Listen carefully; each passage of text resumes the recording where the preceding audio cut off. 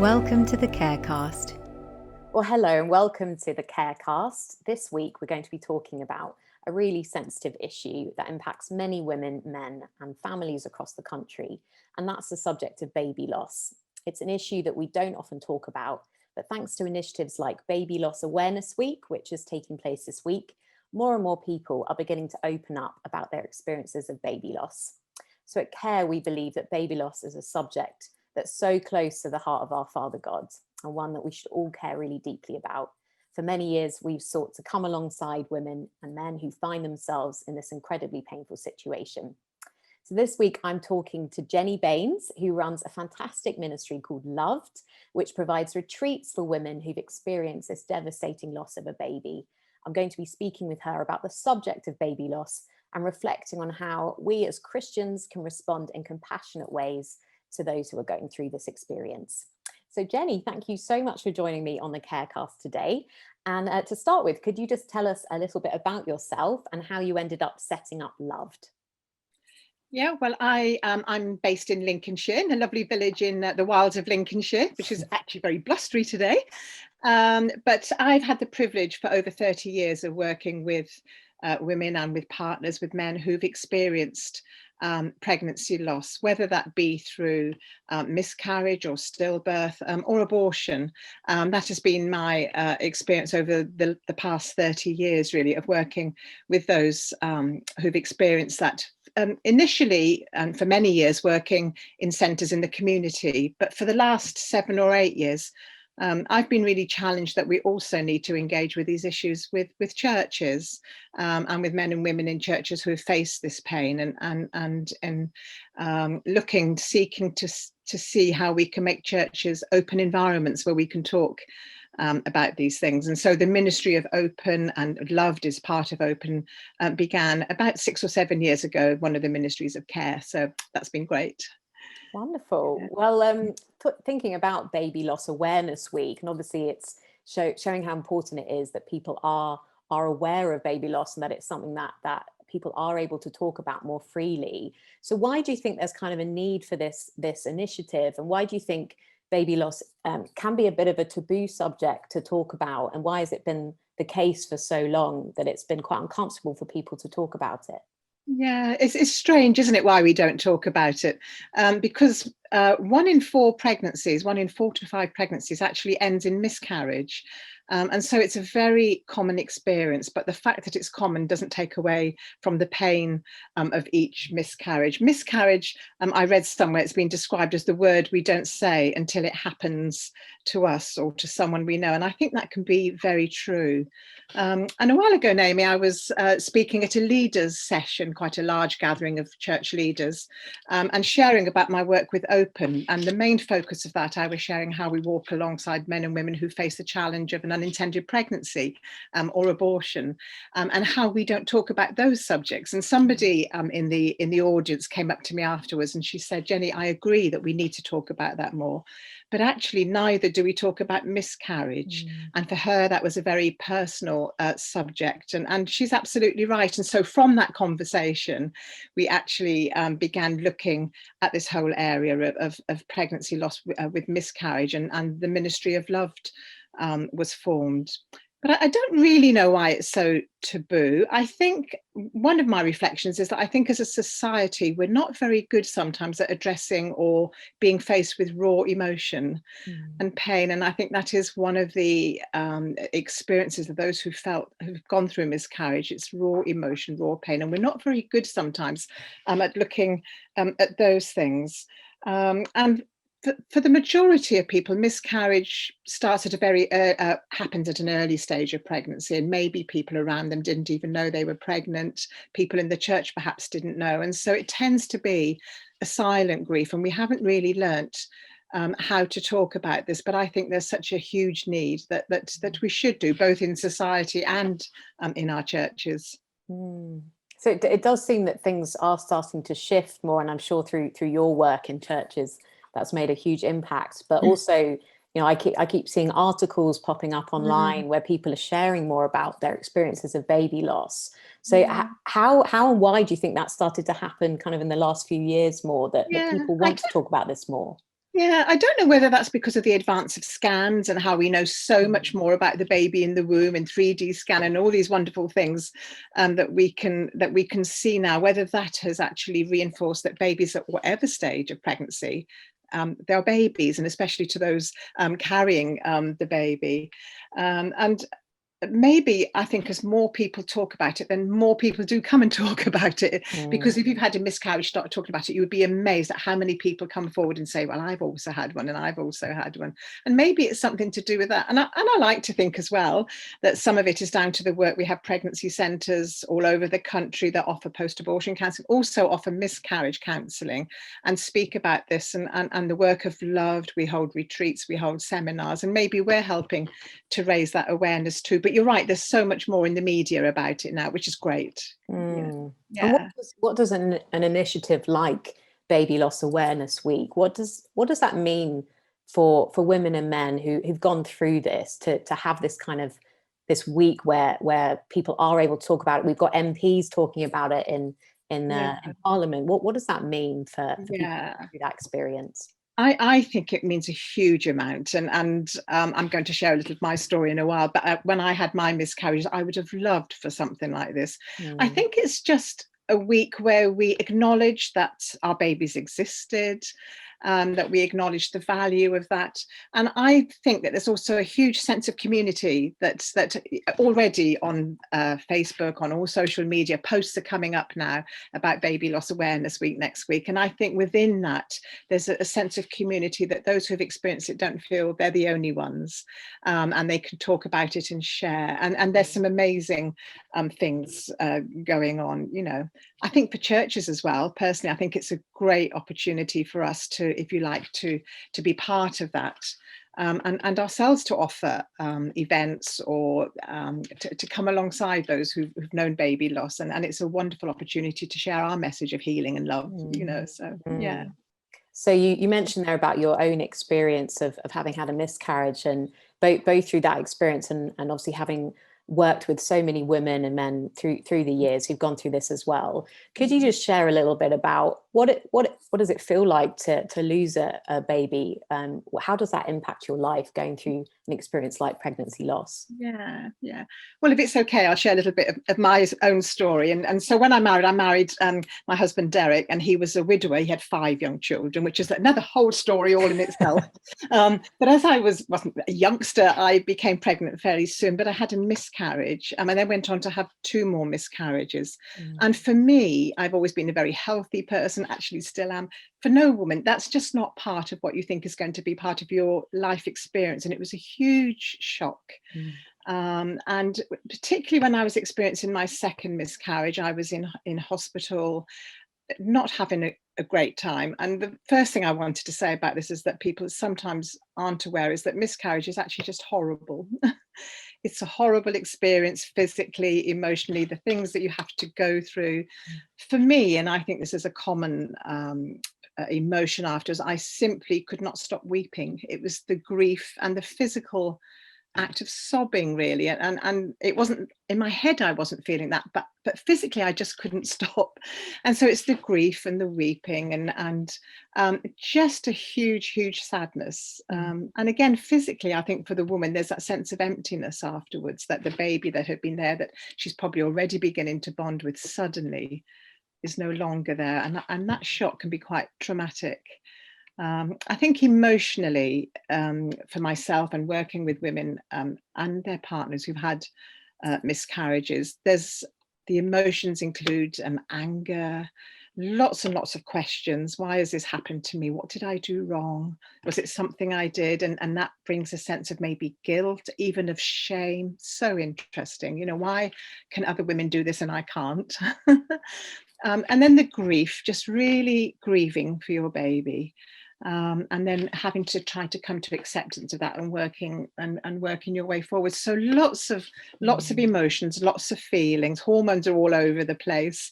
And sometimes, because it's such a silent grief, and maybe, as I said before, maybe people didn't know you were pregnant, it can be very isolating and a very lonely place to be. Yeah. Oh, thank you so much for sharing. Why do you think that baby loss is quite hard for people who haven't been through that to understand. Do you think it's because we haven't talked about it so much, or it's just such a personal experience? Why do you think particularly, I think people don't always understand why it can take some time to go through that grieving process. Why do you think that is? I think in a way, maybe, especially the majority of miscarriages happen early on in a pregnancy. And I think if you haven't been through that, there's that lack of understanding, not intentionally, but just hard to understand. So for me, my miscarriages were sort of 10 weeks gestation.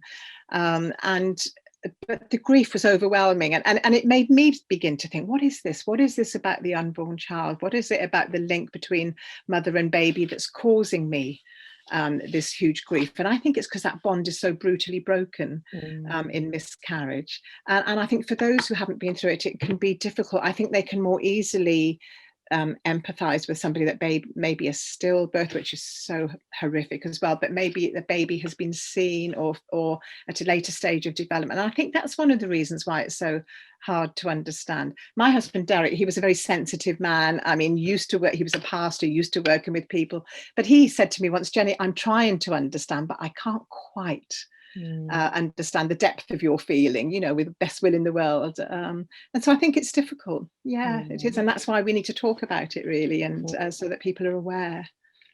So through your own experiences, how do you think that's helped you work with women who are also going through that situation? And what made you want to start working with women who've gone through that in the first place as well?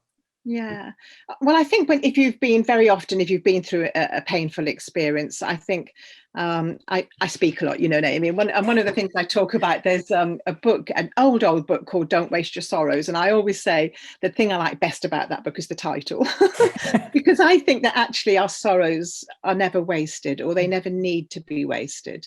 And for myself, from my own faith perspective, I think that God doesn't cause us to go through those things, but he redeems them. And so for me, very early on, there was that sense of, well, just really looking into what is this all about and what can I do with this, and wanting to use my experience. And I think if you've been through it, you can empathize and walk along with other women who've also known the grief and the pain of that.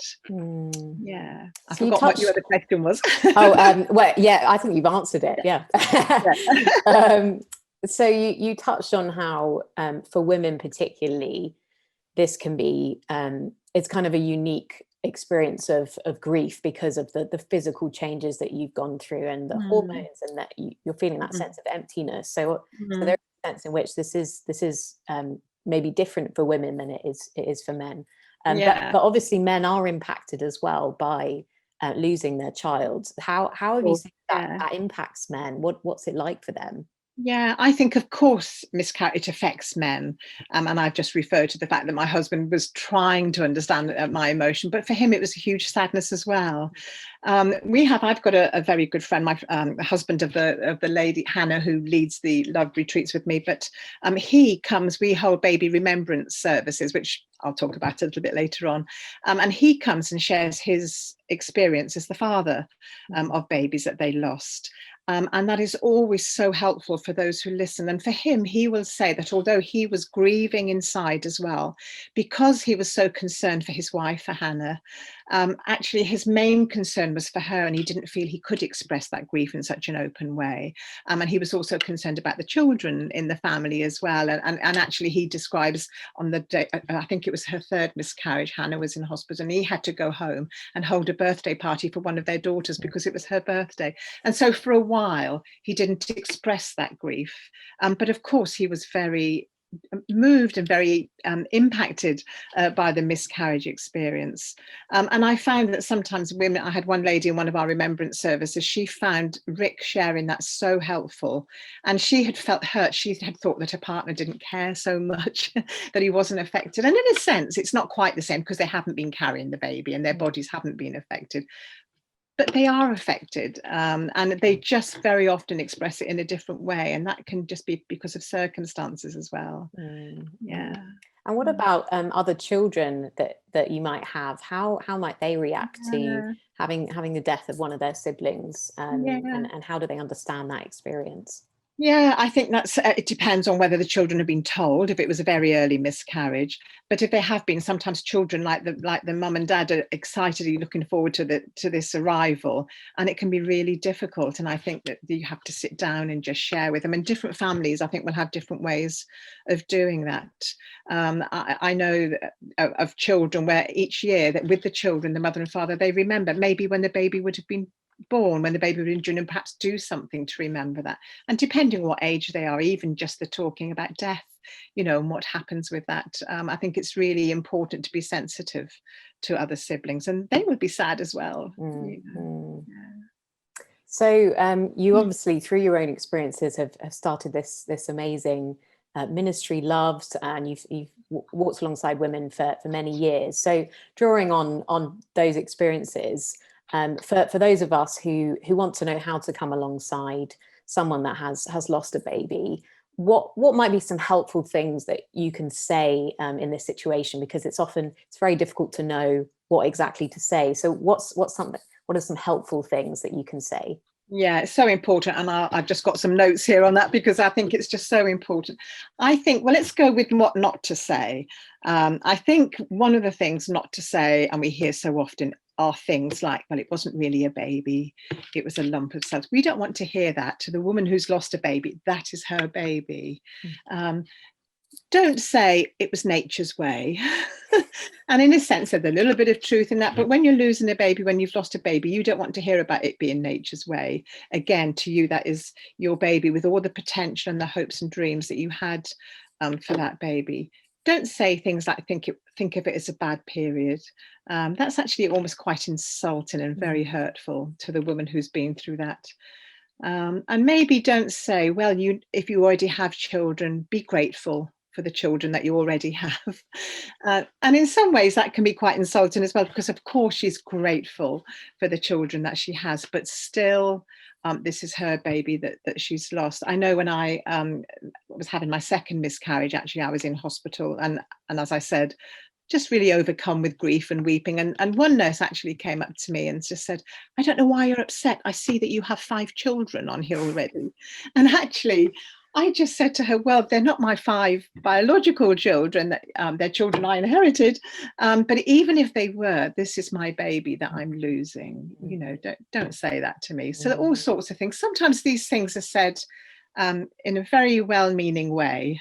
And I think it can be difficult to know what to say, to be honest, because there are no easy answers, Naomi. Yeah. And I think I have learned that one of the most honest things to say is, actually, I don't know what to say, but I'm just here. I'm here to listen. And if you want to talk, I'm here. And actually just to say, and I'm so sorry, because it's a horrible thing. And I think that really what we need to do, the most important thing, is to be available, to say, I'm here to listen. And let's talk about the baby, and let's acknowledge that baby existed. That can be one of the difficulties and hurts, that afterwards it's almost, well, did that baby exist? And let's talk about your baby. And in a sense, I would say be guided by how they are, what they want to talk about, and just listen as well. And then there are things that we can do, maybe send a card, flowers, send a text, take a cake round, all those things that you may think, well, that's not going to help. Actually, it will. And I think the main thing, mums and dads just want their baby acknowledged, and to be able to talk about it. And then, of course, I would say, being slightly biased, do tell them about Loved. Tell them that there is help available. And we have these wonderful Loved healing retreats, which I think have been just so helpful for those that have come. So, yeah.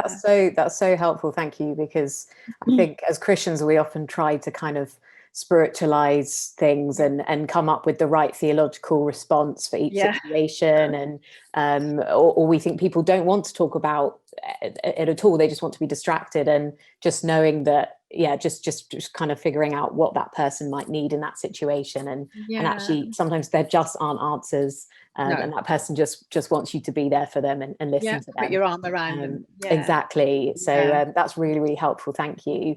So these fantastic loved retreats. Could you just tell us a bit more about what actually goes on a loved retreat? Yeah, well, the loved retreats, they're just for a day. And we always hold them in really lovely venues, beautiful homes or retreat centres. It's a day where I feel that mostly we've had women, they are open to men as well. And we have had a retreat very recently in Northern Ireland where couples were invited to come. But mostly we've had women, and we just want to make it a day where they feel a little bit pampered and a little bit special, because if you have the courage to come on a day like that, you're going to be feeling fragile and really just wanting to be comfortable. We always have lovely cake, lovely food, and really it's an opportunity, we say, for women to come and share and to talk about their babies. And the name came that we just thought that we wanted them to know that they were loved. We wanted them to know that their babies are loved, and that God loves all three. It's like this sort of chord of three, if you like, you know that. And so the whole thing is really surrounded with love. But on the day, it's a busy day, and on the day we begin by sharing our stories. And for most women, that is the thing, one of the two things that they really value the most about the day. And again, it's just being able to talk, to acknowledge your baby, and to have other people listen and to hear how other women have been through the same thing and have the same emotions. And that's really comforting and helpful. So we start by sharing our stories, and then we look at, it's a little bit like grief counselling, bereavement counselling, that we look at the way that the experiences has affected us. So we look at things like anger, and it's really amazing how much anger focuses afterwards. Is part of the, if you like, the journey that women walk through. We look at anger, we look at guilt. Again, was it something I did? We look at grief, giving ourselves opportunity to grieve for our babies. And we look at forgiveness, another whole area. It's just sometimes when people share their stories, people that were involved in their experience, there's often been a lot of hurt. And sometimes, sadly, even with the medical staff and the way that they were accepted, maybe. So we look at forgiveness, and what does that mean? Do we need to forgive someone? Do we need to receive forgiveness? And then we end the day by holding a kind of remembrance service, where we have an order of service. We have set prayers. It's almost like a liturgy, but for me, I feel that gives dignity to our babies, because we won't have had funerals and all those important things, which is part of the recovery process. And so we hold a remembrance service where, if there are names, we name our babies, and we just really commit our sadness and our babies into God's hands, knowing that as Christians anyway, we believe that our babies are in God's presence. And at the end of the day, the thing that on the feedback, most women say the thing they like the best was the sharing the stories at the beginning, and then the service at the end. And the other thing is helpful, but those things at the beginning and end, women just find so helpful. I've got a quote from somebody that came. Would you like me to please share? Yes, if I'm talking too long, but this is Alison, and she came to retreat in 2018, and she just wrote, "Yesterday I attended a miscarriage retreat. I met the most beautiful people, other people that were there. We cried, laughed, reflected, listened, and shared.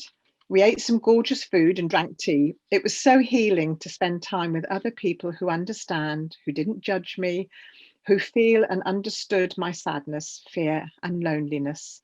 We talked about our babies, our experiences and feelings. We prayed. We shared a beautiful, intimate service of remembrance and farewell. I miss my babies so much. It was hard, but somehow the retreat has helped to make the pain in my heart feel a little lighter. Our babies are safe in God's hands until the day we will be reunited in heaven. Until then, I will cherish my beautiful son and loving husband." And I just felt that was so lovely, and in a way, I think encapsulates what a lot of women feel at the end of it. And it's not rocket science.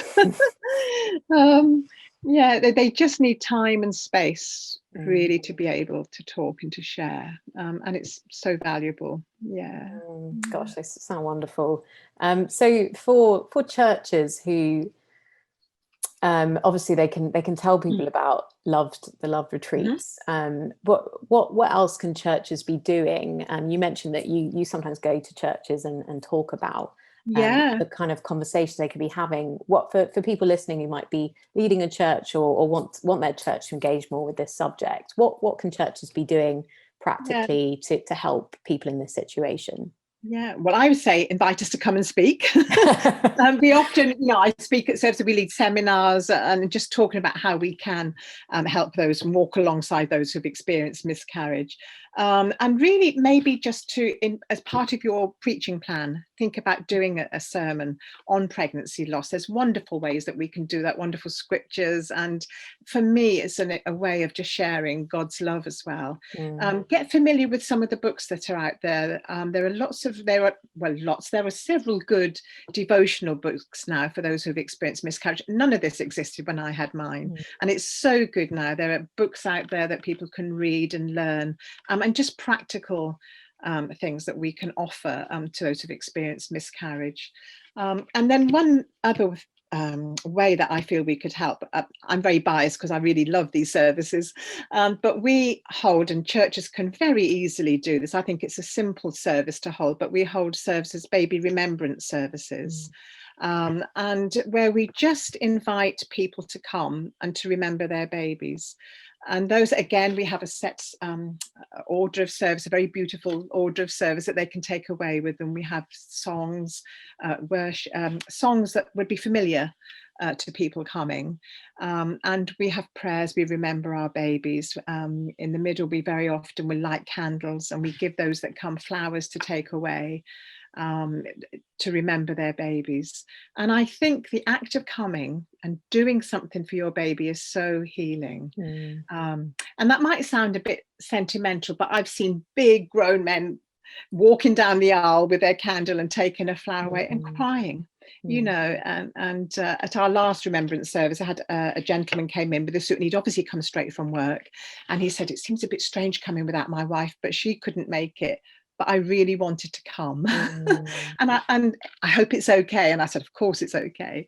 And for me, I often say to church leaders, this is a win-win situation, because not only are you offering this wonderful service and means of healing to men and women who come, and we have as many men as women, I would say, but also it's an opportunity just to share God's love in a very gentle way, and to talk about heaven and to talk about where our babies are. So for them, I think it's a win-win. So if anybody would like to know how to set that up, we would love.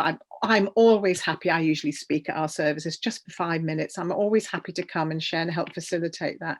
I think it's just such a wonderful ministry, Yeah. Fantastic. So finally, just for anyone who might be listening who has been touched by the issue of baby loss, whether that's through personal experience or a loved one, what would you want to say to them today? And what gave you hope through that painful experience that you went through of losing your babies? Yeah, I think what gave me hope and was actually my faith. And although this was happening to me and I couldn't understand, 3 times this happened to me, I had the hope. Well, firstly, that my baby was in God's presence. My babies were in God's presence. And I think actually most men and women, whether of faith or no faith, they really want to know where their babies are. And for me, that was really comforting, if you like. There's a wonderful verse, I've written it down here, Matthew 18:10, and it says there, beware that you don't look down on any of these little ones, for I tell you that in heaven their angels are always in the presence of my heavenly Father. And I think in a sense that this ministry, this walking alongside those who've experienced baby loss is very close to God's heart. And I just love that thought of our babies being in God's presence. For me, I think what gave me hope as well was that I somehow knew that this would be redeemed, that this hurt and pain would be redeemed, and that from it makes me who I am, and that I would be able to use it. Again, I'm terrible for quotes, but I've got another quote here. I just want to read, and only last week somebody sent me this who'd been on one of our retreats, and it said there, when you risk sharing what hurts most in the presence of someone who will not invade you or abandon you. And I think that's what happens in our retreats. When you do that, you can discover within yourself what Jesus called the pearl of great price, your invincible preciousness in the midst of your fragility. And I just think that was just so wonderful, that actually, however fragile we feel, we're precious to God. And there's something about grief. This is a grief like any other grief, and the grief will always be with you. Your baby will always be in your heart, if you like. But as your life goes on, your life builds around it, and so the rawness of the pain and of the grief becomes less. Although you always carry that with you, and so there is hope in that. Yeah. Oh, well, thank you so much for sharing just so much about your personal experience. So for anyone who wants to go on a loved healing retreat, how can they get in touch with you? If they get in touch through the Open website, which is weareopen.org.uk, if you click on there, after a miscarriage, there's lots of stuff on that website, but if you click on after a miscarriage, you'll see a short DVD there of women who've been, which is really nice, and their experiences, and then they will actually come through to me. So if they want to know more information, that will come through to me. What I'd love to say is that our vision really is, if a church or a group of churches or a community would think this is something that we can do, we can hold a love day, and they know what's going on in their area, the men and women in their churches. If they feel this is something we'd like to do and can get the people, if you like, we can help with that. But then we're very happy, Hannah and I, to come and facilitate the day, and then other people can do it, so we would love to be able to do that. And then again, look out for events, look out for Baby Awareness Week next week. I think the theme is social isolation, but have a look out for things that are happening, and the books and the other things that I've suggested. Oh, wonderful. Well, thank you so much, Jenny. It's been so fantastic having you on the CAREcast today, and thank you just so much for sharing your own experiences and just speaking about what is a really sensitive and difficult issue to talk about. And we really hope that people listening to the CAREcast and watching the CAREcast will feel encouraged that you can talk about this issue. And please do get in touch with Jenny on the Open website if you do want to go on a love retreat, or anyone who might benefit from that. Please do be sharing that. Thank you so much, Jenny. It's been fantastic having you today. Thank you, Naomi. It's been great. Thank you. Thank you. You've been listening to the CAREcast. Remember to subscribe to get the latest episodes and find out more about the work of CARE on care.org.uk. Care for what you believe.